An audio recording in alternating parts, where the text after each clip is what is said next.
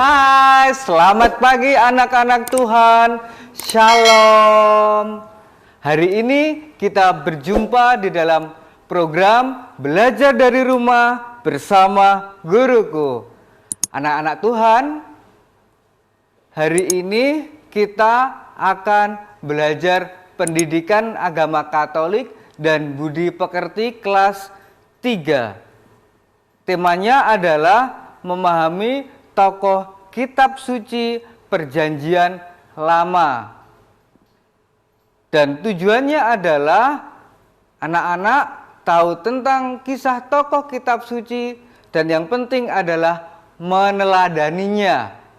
Dan dimensi karakter yang dituju adalah anak-anak berani mengungkapkan kepercayaannya kepada Allah.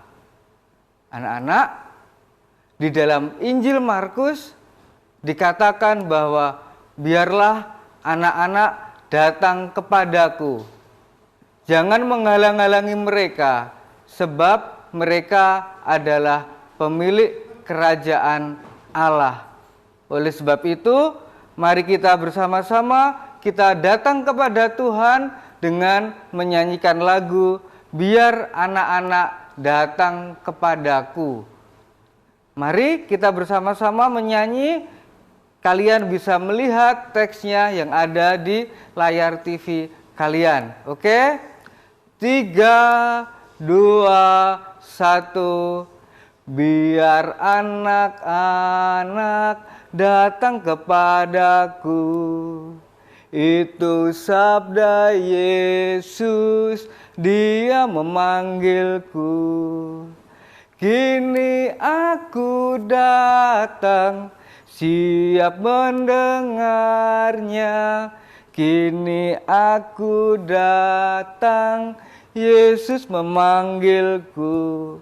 Yang kedua, lebih semangat ya. Biar anak-anak datang kepadaku.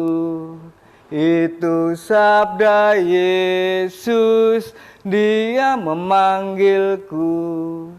Dalam kesukaran, susah tak terhibur, padanya ku datang, Yesus memanggilku. Nah, setelah kita datang kepada Tuhan, kita bersama-sama kita bersyukur di dalam doa pembuka. Kita berdoa bersama-sama. Dalam nama Bapa, dalam nama Putra, dalam nama Roh Kudus. Amin. Mari kita berdoa bersama-sama. Tuhan Yesus yang manis, terima kasih Engkau telah mempersatukan kami semua di dalam nama-Mu, dalam keadaan sehat dan penuh syukur ini. Tuhan, ampunilah kami jika di dalam rutinitas hidup kami mengabaikan ajaran-Mu. Hari ini kami akan belajar tentang umat pilihan-Mu dalam kitab suci. Semoga melalui kisah tersebut kami terinspirasi dan senantiasa meneladaninya di dalam hidup sehari-hari. Sebab Engkaulah Raja yang mulia dan berkuasa, kini dan sepanjang segala masa. Amin. Bapa kami yang ada di surga, dimuliakanlah nama-Mu, datanglah kerajaan-Mu, jadilah kehendak-Mu di atas bumi seperti di dalam surga. Berilah kami rejeki pada hari ini, dan ampunilah kesalahan kami, seperti kami pun mengampuni yang bersalah kepada kami, dan janganlah masukkan kami ke dalam pencobaan, tetapi bebaskanlah kami dari yang jahat. Amin. Dalam nama Bapa dan Putra dan Roh Kudus. Amin. Anak-anak, nanti kita akan melihat satu cerita yang dikemas di dalam puppet show. Judulnya adalah Esau dan Yakub Apakah kalian pernah mendengar ceritanya? Kita nantikan Puppet Show setelah pesan-pesan berikut ini, tetap di dalam program Belajar dari Rumah bersama Guruku. Ada saudara kembar yang bernama Esau dan Yakub. Orang tua mereka bernama Bapak Abraham dan Ibu Ribka. Meskipun kembar, mereka ciri-ciri yang berbeda. Esau warna kulitnya kemerahan dan berbulu. Sang kakak mempunyai kesukaan berburu hewan di hutan, sedangkan adiknya mempunyai kulit yang halus dan tidak berbulu. Yakub suka tinggal di tenda dan menjadi gembala domba.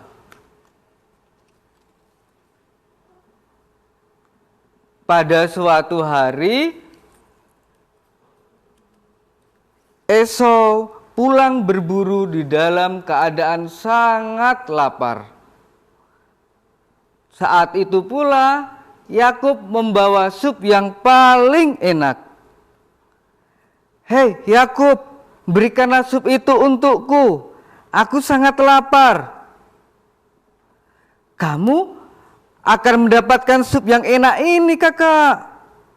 Segera berikanlah sup itu, cepat."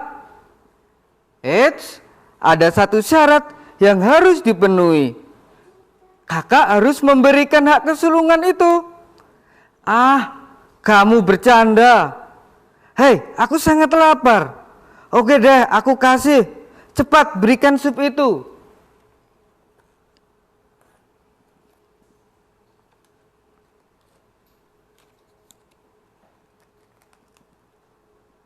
Pada suatu hari, Bapak Ishak memanggil Esau, anak yang pertama. "Esau, kemanakah engkau?" "Ya Bapak, aku ada di sini." "Esau, bapakmu sudah tua.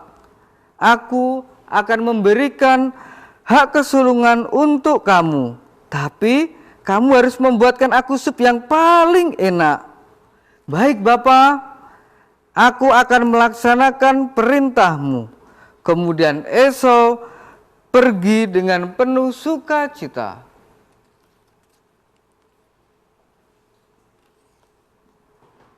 Eits, ternyata Ibu Ribka mendengarkan pembicaraan ayah Ishak dan Esau. Ribka tidak menyukai istri Esau sebab tidak berdoa kepada Allah. Maka dia memanggil Yakub. "Yakub, di manakah engkau?" "Ya ibu, aku ada di sini." "Anakku, ayahmu akan memberikan berkat kesulungan untuk kakakmu. Ambillah berkat itu, sebab aku tidak mau bahwa keturunan Abraham dari orang yang tidak berdoa kepada Allah." "Lalu, apa yang harus aku lakukan, ibu?" "Aku akan membuatkan sup untuk ayahmu. Kamu bertugas untuk mengantarkan sup itu." "Aku takut ibu, sebab nanti ayah curiga bahwa aku bukanlah Esau. Ambillah domba yang terbaik untukku sebagai campuran sup. Agar ayahmu tidak curiga, lapisilah kulit dan lehermu dengan bulu domba, supaya ayahmu mengira bahwa kamu adalah Esau." "Baik ibu."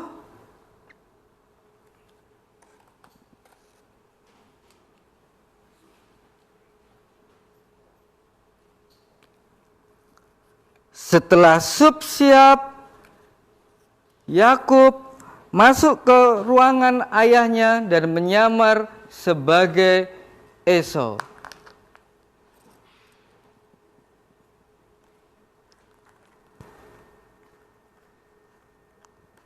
Ayah, sup yang engkau minta sudah jadi. Sekarang berkati aku. Mana sup yang paling enak itu? Aku akan memakannya. Tapi benarkah engkau Esau? Sebab suaramu seperti Yakub. Ayahnya meraba-raba. Tetapi matanya nggak bisa melihat karena sudah tua. Akhirnya Yakub diberkati oleh ayahnya dan mendapatkan berkat kesulungan. Ia memiliki tanah yang luas, harta yang banyak, serta pengikut yang banyak pula. Setelah itu keluarlah Yakub.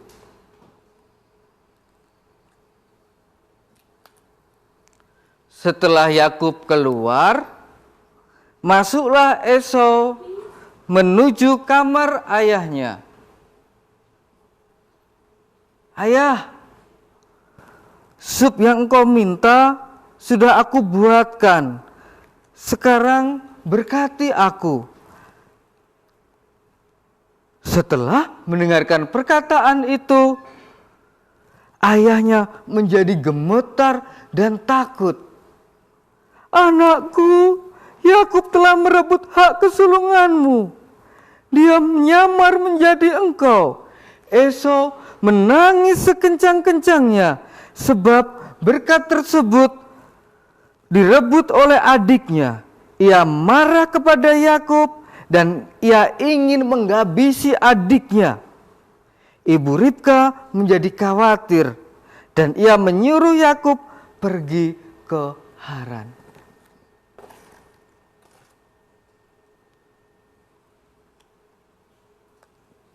Setelah sekian tahun berlalu, Esau dan Yakub secara tidak sengaja bertemu. Hah? Ada kakakku. Aku harus sembunyi di mana? Yakub merasa ketakutan ketika melihat kakak Esau. Maka dia menyerahkan semua yang dimilikinya. Tetapi Esau berlari mendapatkan adiknya, dipeluknya, diciumnya, dan mereka saling bertangis-tangisan. Mereka saling memaafkan. Tara, sudah selesai ceritanya. Bagus kan ceritanya? Nah, setelah ini nanti kita akan melakukan pendalaman materi. Tetapi mari kita bersama-sama mengikuti pesan-pesan berikut ini dan tetap di program Belajar dari Rumah bersama Guruku. Hai hai hai, kita kembali di dalam program Belajar dari Rumah bersama Guruku. Setelah kita menyimak dan mendengarkan cerita tadi, kita masuk ke dalam pendalaman materi. Jika kalian menyimak cerita tadi, pasti bisa menjawab pertanyaan dari Pak Markus. Yang pertama, siapa nama orang tua Esau dan Yakub? Gampang, pasti kalian bisa. Yang kedua, apa yang direbut Yakub dari kakaknya? Bisa kan? Yang ketiga, apa yang dilakukan Yakub agar mendapatkan berkat dari ayahnya? Yang keempat, mengapa Esau sedih? Jika kalian menyimak, pasti bisa. Yang kelima, sebutkan apa saja contoh berkat kesulungan yang diperoleh Yakub. Dan yang terakhir, dalam kaitannya dengan hidup beriman kita, kapan saja kita mendapatkan berkat dari Tuhan. Anak-anak, kita semuanya tahu berdasarkan cerita tadi, Esau, Yakub mempunyai orang tua bernama Ishak dan Ribka. Mereka berasal dari keturunan Abraham. Ribka tidak mau jika keturunan Abraham tidak berdoa kepada Allah. Maka Ribka mempunyai rencana. Maka dia minta supaya Yakub mendahului untuk bisa mendapatkan hak kesulungan. Setelah berkat itu direbut, tentu sang kakak menjadi sedih. Apa sih hak yang diperoleh jika mendapatkan berkat kesulungan itu? Yang pertama-tama adalah janji dari Allah mempunyai keturunan yang banyak. Janji itu sudah ada sejak Abraham. Yang kedua adalah berkat keselamatan bagi yang percaya kepada Allah. Selain itu, berkat nyata yang diperoleh adalah harta, tanah, serta pengikut yang banyak. Bagaimanakah relevansinya? Kenapa sih kita belajar tentang Esau dan Yakub? Anak-anak, pernah nggak sih ketika pagi atau ketika malam kalian dibubui tanda salib kecil oleh orang tua kalian? Nah, itu kalian diberi berkat. Apa sih arti berkat itu? Diperhatikan ya, berkat adalah karunia atau kemurahan dari Allah yang membantu membawa kebaikan di dalam hidup manusia. Apa contohnya? Banyak. Seperti saat ini kalian diberi kesehatan. Melalui orang tua diberi rezeki yang lancar. Terus kemudian ketika sakit kalian diberi kesembuhan. Mempunyai teman yang banyak itu merupakan contoh berkat yang nyata. Bagaimana caranya supaya kita bisa mendapatkan berkat? Yang pertama-tama adalah dengan berdoa. Kenapa kok berdoa? Dengan berdoa maka kita menjalin komunikasi dengan Tuhan. Dengan suasana doa yang tenang, maka Allah hadir melalui Roh Kudus. Roh Kudus turun di dalam otak dan turun ke dalam hati kita. Oleh sebab itu, Roh Kudus bisa hadir jika dalam suasana hati yang tenang. Selanjutnya, siapa saja sih yang bisa mendapatkan berkat itu, ya? Yang bisa menjadi perantara berkat itu, yang pertama-tama adalah mereka yang sudah ditabiskan. Siapa mereka? Yakni romo, uskup, paus, dan juga diakon. Selanjutnya adalah mereka yang hidup membiara, suster, bruder, ataupun frater. Terus kemudian perantara berkat lain adalah ketika papa mama kalian komuni di gereja, kalian bisa ya mendapatkan berkat melalui asisten imam dengan dibubui tanda salib kecil. Selanjutnya adalah orang tua kalian ataupun orang yang lebih dewasa. Anak-anak, bagi kalian yang ingin bertanya, silahkan bertanya secara langsung sesuai dengan nomor telepon yang ada di layar TV kalian. Sembari itu Bapak melanjutkan.